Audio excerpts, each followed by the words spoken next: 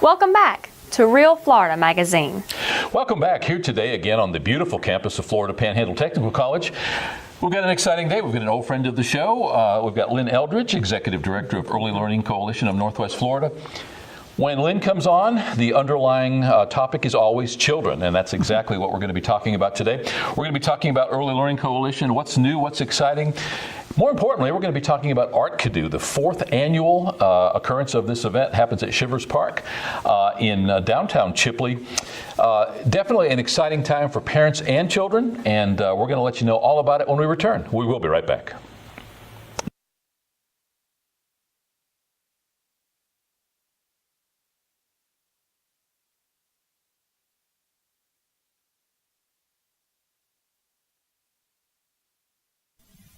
Welcome back. As mentioned, our guest today is Lynne Eldridge, Executive Director of Early Learning Coalition of Northwest Florida. Yes. I'm going to refer to that as Early Learning Coalition going forward. Perfect. However, and let's do a little bit of the nuts and bolts. We say Early Learning Coalition of Northwest Florida because you are simply one of many coalitions. First of all, let's back up. Thanks for being here today. Thank you for having me. I love being with you. It's been a while. Yes, it has. Busy times. Oh, and I understand that. Yeah.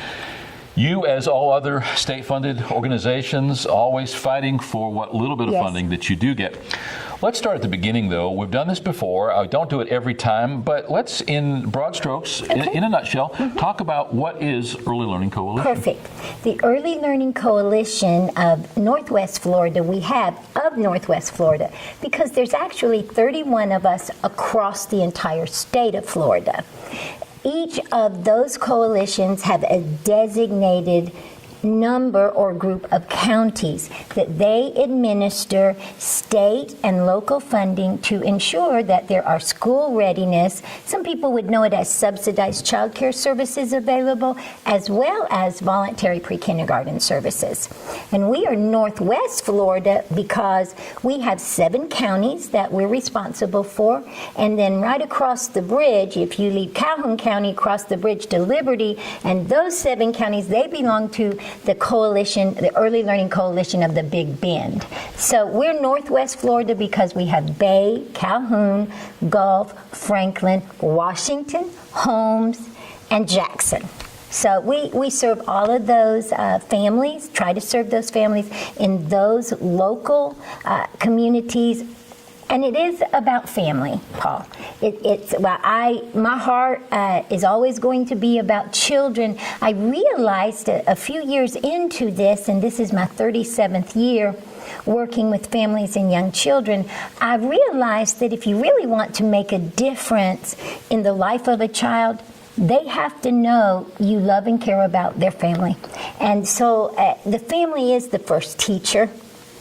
We want our children to come to school ready to learn, and that's primarily, Paul, what we're responsible for are those early years, that birth to 5, before they go to kindergarten. And that early learning time, we now know that that's the time when the brain is waking up and exploding. And so to just think that we can keep children safe during that time and wait until they hit kindergarten to learn, it just no longer is supported by research. And certainly anyone who's been with young children know that you can teach them and let them experience the world, or they will experience it without you, but they will experience it. So in a nutshell, we are here to help families who cannot afford childcare, the cost of childcare, on the money they are earning when they work. And that's the thing for school readiness, Paul. You have to be working or going to school so that you can get a better job. And again, families feel successful, they feel empowered, and they feel in charge of their own life when they're able to buy their groceries or pay their rent. And so their children then will go into an early learning program, a child care center, and we work with those child care centers to offer appropriate curriculum. Yes, even babies need books read to them. So we do this twofold. The families are eligible. We help them we support by paying the provider a part of the cost in the name of that family so that that family will keep working. I think it's real simple this way. if you were in Chipley and you had an infant, that's going to cost you $125 a week. And then you add a preschooler to that, now you add $110, so $235 a week for childcare. And now add that 7-year-old school ager, because I know maybe when I grew up, 7-year-olds could stay home by themselves, but today that may not be the best option. So now you add $75, let's just say $50. So easily, Paul, we're looking at $300 a week to keep working. Now think about the jobs in Chipley, around Chipley, driving to Tallahassee or Panama City. $300 a week in childcare. Most people, the dollars just don't match. So what we are able to do is say you are eligible, you are working, but you're earning 150% or less of the federal poverty level. So that means a family of 4, about $32,000 a year they would be able to make to still be eligible. And so then we say, all right, for 6 months we're going to pay, the state taxpayers pay this portion of the child care bill, and it's all done on a sliding fee scale. So the deal is in school readiness, everybody pays something. Parents paid their portion, we taxpayers or the coalition pays that piece. It goes directly to the provider, so now you have the small business able to function in that community and take care of its own. The parent can go to work, the child is in a learning environment where they're nurtured and kept safe, and hopefully at the end of the day, we've kept families together, we've kept them working, we've reduced the stress of parenting in this century, and have made it a good place for children to go to sleep at night and wake up the next morning. Well, we're out of time. No, I'm just kidding. Good thing I told Lynne to keep it short and sweet. But when Lynne is on the show, grab a rope and hang on. Your passion shows 37 years already. 37 years, you started when you were about 8. Actually, I started when I was 16. My goodness. Yes. A young 16. I am very glad that you gave the nuts and bolts behind the scene of how that works with the child care provider, family on one side, state on the other, the funding piece. Because many times we as families take for granted the fact that we have child care at some reduced cost available to us. Yes. Many times we as families can't understand why one family may qualify for help and we don't. And you mentioned that piece about how much you make and what that threshold is. I really like the fact that you started explaining about how a child care provider can voluntarily become a part of the program. So in some cases, families may be using a child care provider that don't. Therefore, their curriculum may not have the oversight. And this is the cool part. Not only are you helping to subsidize the child care services, but you're ensuring that there is a curriculum in place that ensures that you have that. What's with the L in early learning? Early learning, exactly right. So I'm glad that you did that, and you said it a little differently as you do every time you're here. But I think that I got some of the pieces this time that sometimes I've always understood, but haven't been able to express. So it's given me ammunition. We have challenging fiscal times. Yes, we do. We also, and I just want to touch briefly on this as well. There are opportunities, as there are in all things in life, for people to sometimes get a little complacent, sometimes even a little bit lazy, or on the other side of the spectrum, trying to take advantage of something which they shouldn't. And in your case, you actually have some families that they're finding out they actually owe money back to the state because of either misrepresentation or simply not paying attention. Right. Simply not paying attention. Yeah, that's true. Very, very briefly, talk about how that works, because I think that just as it's important for us to be able to highlight what you offer, I think we would be disingenuous if we didn't point out some of the potential pitfalls as well. Well, as you would, of course, guess, there are always opportunities to Not exactly conform. And I'm just, if you knowingly, as a parent, if you knowingly defraud this system, eventually we're going to get you. It's not a question of if, but when. Yes, these funds, and to me, Paul, I take it very seriously, because for every person who really isn't going to work and has no intention to work, and they place their child in, and 2 weeks later they say, I don't have to work, I got my child. That is not the norm. I need everybody to know, Paul, that we require 6 weeks of consistent pay stubs to even get you in the door. It's at least we know you worked for 6 weeks and what you made, and then we take those 6 weeks and we do an annual look at, okay, this is what you're going to be making if nothing happens. And that's what we go by, the high end, to even see if they're eligible. We only certify at this time for 6 months. So in 6 months, we're coming back in, we're looking again.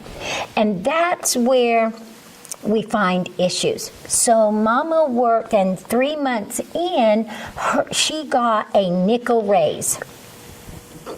Well, when she comes back in, it's like you said, she just forgot. She forgot. She hasn't seen us in 3 months. She's got childcare. She loves her provider. Everything's going fine. She's happy she got the nickel, but it didn't enter her head to call us. Now she's coming back in. She's sitting in front of us. We're doing her check stubs again, and she goes, oh, I got a nickel raise. And we're going, oh, yes. And so at the end of the year, that means that you make this instead of this. On the sliding fee scale, instead of paying $10 as your copay, you really should have now paid $15. So for every week of the last 3 months, when you got this raise, you are going to have to come in and pay back that little $5 parent copay. You've been paying the 10, but you should have been paying 5 more. You're going to have to make up that. And then if you don't bring up that $5 check in or send it however you want to pay it off, then you can't have care until you do. It was a nickel. She didn't think about it. So that wasn't fraud. That was just, you didn't give us the information, so the payment was actually wrong based on the facts sitting in front of us. There has to be a heart when you're in this. You have to understand that parents hit bad times, and our goal, honestly, is to work ourselves out of a job. I don't want parents to hit hard times. I don't want children to be in crisis, and I certainly don't want to have to put children in care because at 2 o'clock in the morning they got taken away from their parents who went to jail and now they're with grandma. That's not what I want to happen on a daily experience. What I do want to happen is if you need it and you're eligible, we want to have the funds so that you can have it.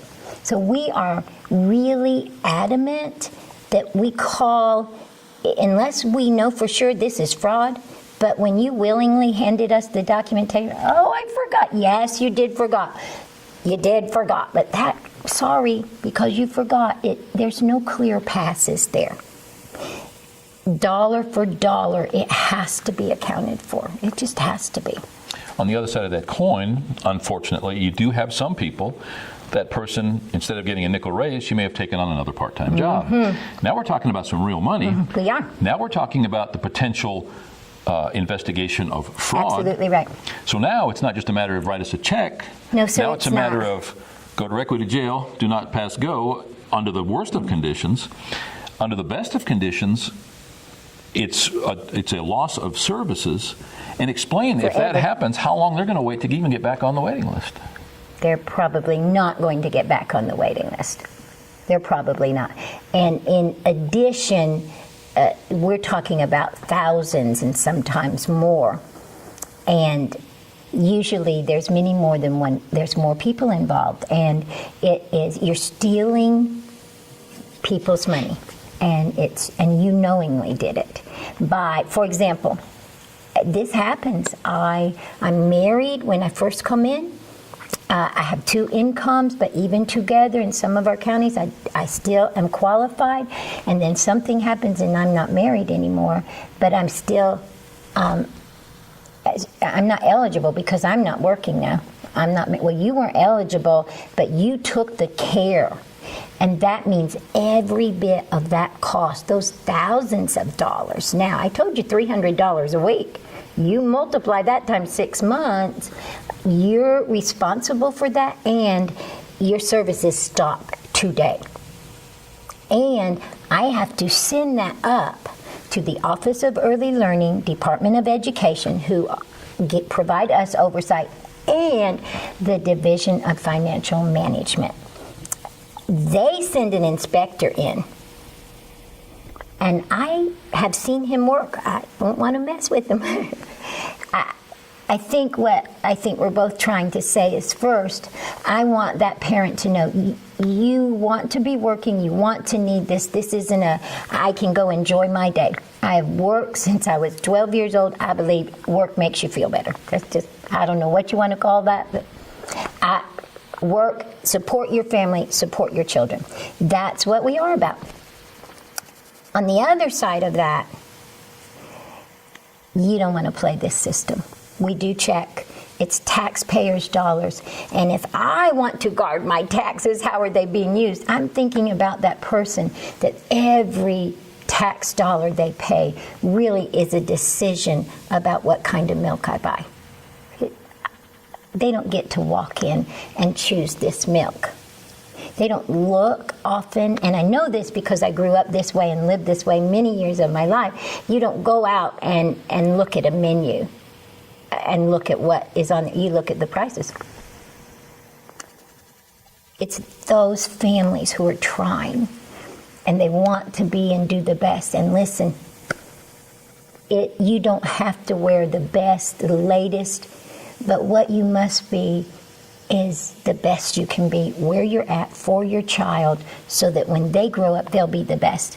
We know this, Paul. We know now, research says that what I see my mom and dad do, my brain takes a picture. Oh, Paul, is that not scary? They're called mirror neurons. My brain as a child takes a picture of what I'm watching day to day.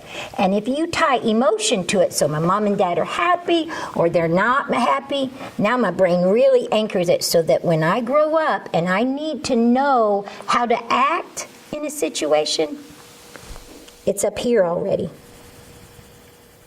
And there it is. So if I grew up with my dad and mom covering me up, put me to bed reading that bedtime story, or I grew up differently, it makes a difference. And that's why we're here, Paul, to support the family be the best they can be. We're not going to allow you to steal. And we do find out. And we step out of it at that point, Paul. I'm not going to be a policeman. I tell my staff all the time, if I have to police you, go find another job. Yeah, at the very least, a very bad day in your life, should you have to face that. It is a very bad day. Let's talk about the good stuff. I'm so glad you changed that subject. What's going on these days with ELC? What's new? What's exciting? What you mentioned the neurons and the taking of the picture. That's a very fundamental. I'd like for you to come back sometime. Let's talk about that specifically, because we can talk for a long time. Yes, we can. But in the and meantime, it's important for parents to know that. Absolutely. Goodness, I wish I'd known that. In the meantime, we're almost out of time for this segment. So what's going on new? Susan Gage came with you today, so we're going to talk about Arkadu when she comes on. But what else is going on with ELC these days? Well, I think we're like everybody else, trying to figure out how to deliver excellent services in an excellent manner in a time when, while the economy is looking better, we still have a population of families that are not seeing that upward shift as fast. And Paul, unfortunately, we continue to see it more so in our rural counties. So we're trying to come up with some innovative ways to partner with people in the community. Honestly, rural counties get it. I need help to make this happen.